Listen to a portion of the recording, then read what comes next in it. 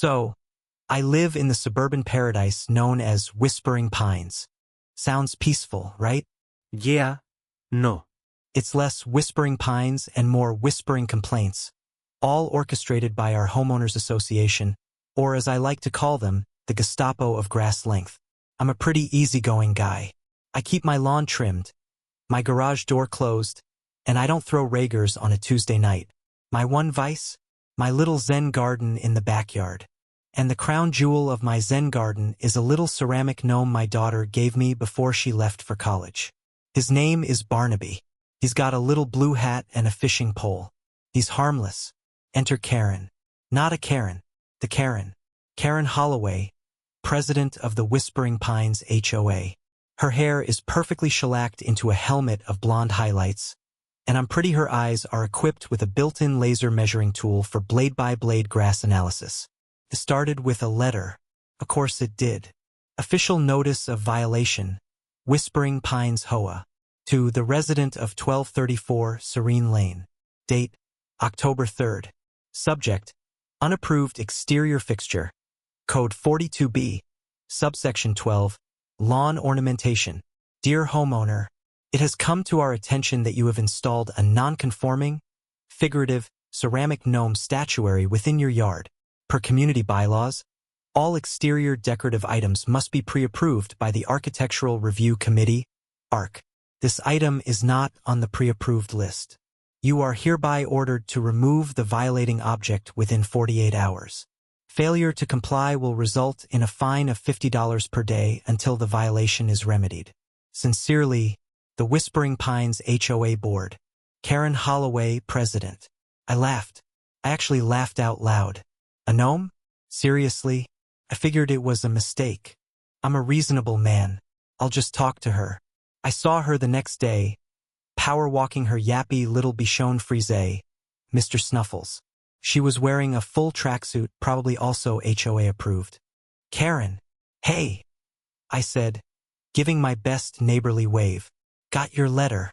I think there's been a mix-up. It's just a little gnome. My daughter gave it to me.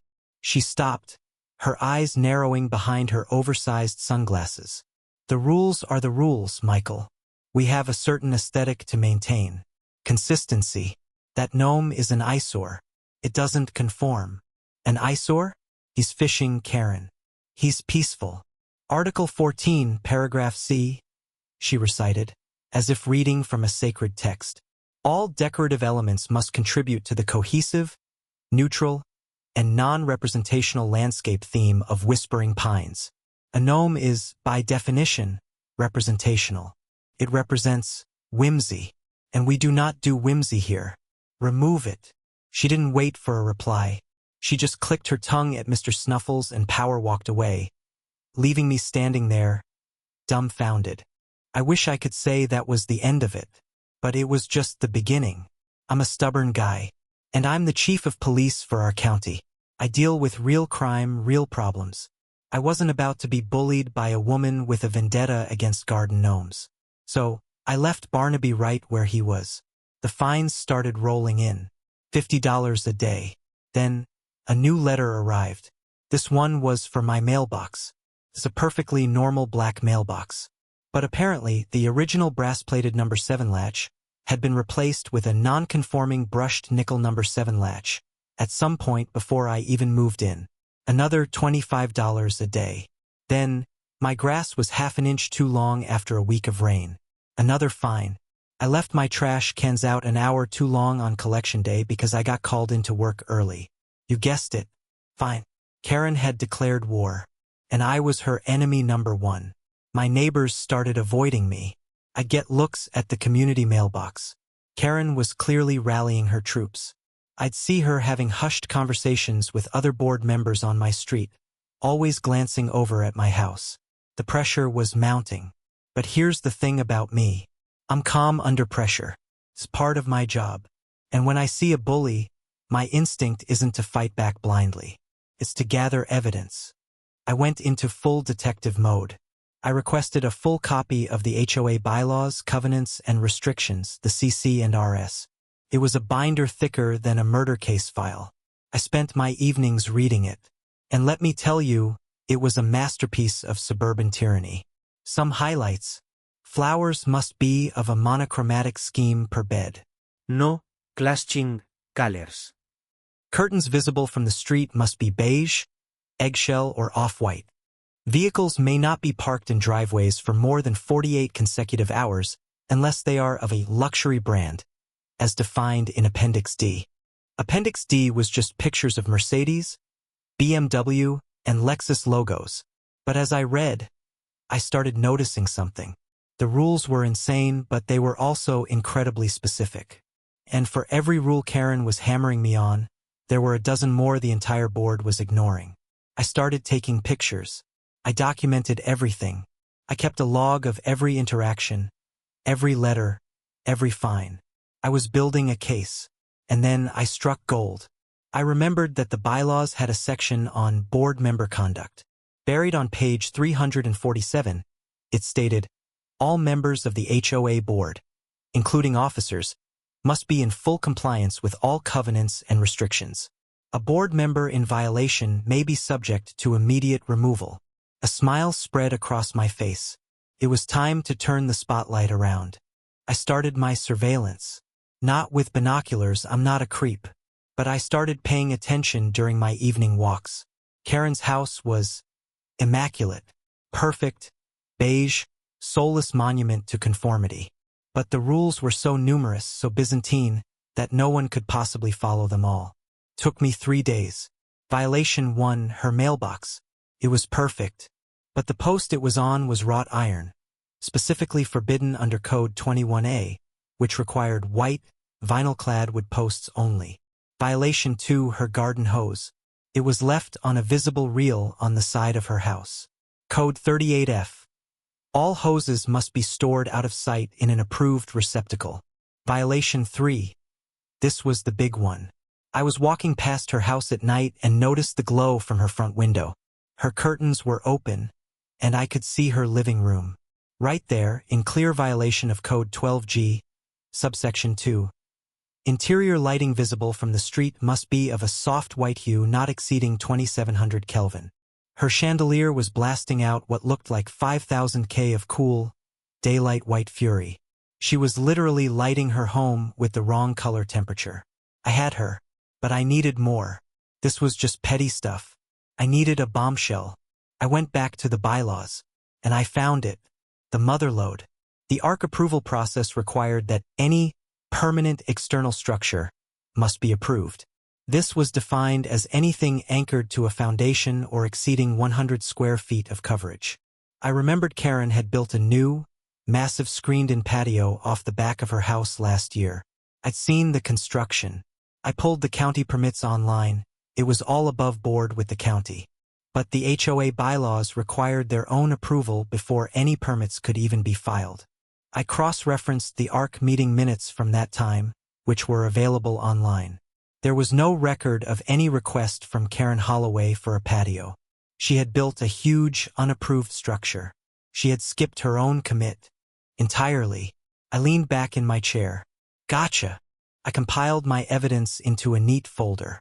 I was planning to bring it to the next HOA meeting, a public forum where homeowners could voice concerns. It was in 2 days. I was going to enjoy this, but Karen decided to escalate things to a level I could never have imagined. I was in my garage, tidying up, when a black SUV with dark-tinted windows pulled into my driveway. 2 men got out. They were wearing uniforms that looked vaguely like police uniforms, but something was off. The badges were wrong, the patches were cheaply made, and the fit was sloppy. They looked like they'd bought their outfits from a Halloween store's Rent-A-Cop section. One of them, a guy with a wispy mustache that was trying its best, knocked on my open garage door. "Michael Evans?" he said, his voice trying to sound authoritative. "That's me," I said, wiping my hands on a rag. "We're with the HOA Compliance Enforcement Division," he said, puffing out his chest. "We have a warrant for your arrest for failure to comply with multiple violation notices and contempt of the HOA Covenant Authority." I just stared at them. I blinked. I had to make sure I was hearing this correctly. "You have a what?" "An arrest warrant," the other one said. pulling out a piece of paper that looked like it had been printed on a home printer 10 minutes ago. "You need to come with us." I almost felt bad for them. Almost. "Gentlemen," I said, my voice calm and steady. The voice I use when talking down a jumper on a bridge. "Who, exactly, do you work for?" "The Homeowners Association," Mustache Man said. "And who signed this warrant?" I asked, taking the paper. "It was signed by Karen Holloway. President Holloway has authorized us to bring you in for a compliance hearing." I sighed. This was beyond ridiculous. This was illegal. Impersonating a peace officer is a serious felony.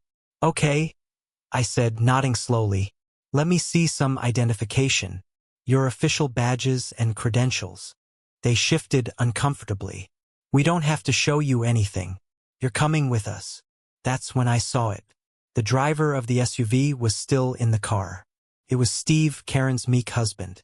He was sinking so low in his seat I could barely see his eyes over the dashboard. I decided the game was over. "All right, fellas. Here's what's going to happen," I said, my tone shifting from calm to commanding. "You two are going to stand right there and not move a muscle." "Steve," I called out, raising my voice, "you can get out of the car now." The two officers looked startled. Steve didn't move. I pulled out my phone and dialed a number I know by heart. "My dispatch."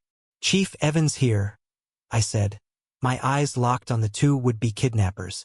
"I need 2 real units at my home address, 1234 Serene Lane. I've got a couple of idiots here impersonating police officers. And send a 3rd car to pick up Karen Holloway at her residence for conspiracy to commit kidnapping." "Yeah, you heard me right." The color drained from the faces of the 2 men in front of me. Mustache Man's bravado completely vanished. You're the police chief?" "In the flesh," I said. "Now, put your hands where I can see them. We're going to have a little chat." The real police showed up within minutes. It was a beautiful scene. My officers, in their crisp, real uniforms, cuffing the 2 fake ones and putting them in the back of a squad car. Steve Holloway was sobbing in the driver's seat of the SUV, explaining that Karen had made him do it. Karen was arrested at her home. The look on her face when she was led out in handcuffs, her perfect hair finally looking disheveled, was a thing of beauty. It was the talk of the neighborhood for weeks. But it wasn't over. We still had the HOA meeting, and I was still going. The community clubhouse was packed. It was a circus. News of the fake cop incident had spread like wildfire. The other board members looked pale and nervous. I stood up during the homeowner comment period. I didn't yell. I didn't scream. I was calm, cool, and I had a projector. "Good evening, everyone. For those who don't know me, I'm Mike Evans, and I'd like to talk about rules." I clicked through my slides. Slide 1. A picture of my gnome, Barnaby, the so-called eyesore that started this. Slide 2. The list of fines I'd received. A collective gasp went up at the total. Slide 3. A picture of Karen's mailbox post. Violation. Wrought iron. Slide 4. A picture of Karen's garden hose reel. Violation. Slide 5. A nighttime photo of her cool white chandelier. Violation. Wrong color temperature. People started chuckling. Then the final slide. A picture of her beautiful, huge, screened-in patio. "And this," I said, pausing for effect, "is a permanent external structure, exceeding 100 square feet, built without ever being submitted to the ARC for approval. A direct and flagrant violation of the bylaws she swore to uphold. The same bylaws she used to fine me into oblivion for a ceramic gnome." The room was dead silent. "Karen Holloway didn't just break the rules," I said, my voice echoing in the quiet room. "She weaponized them.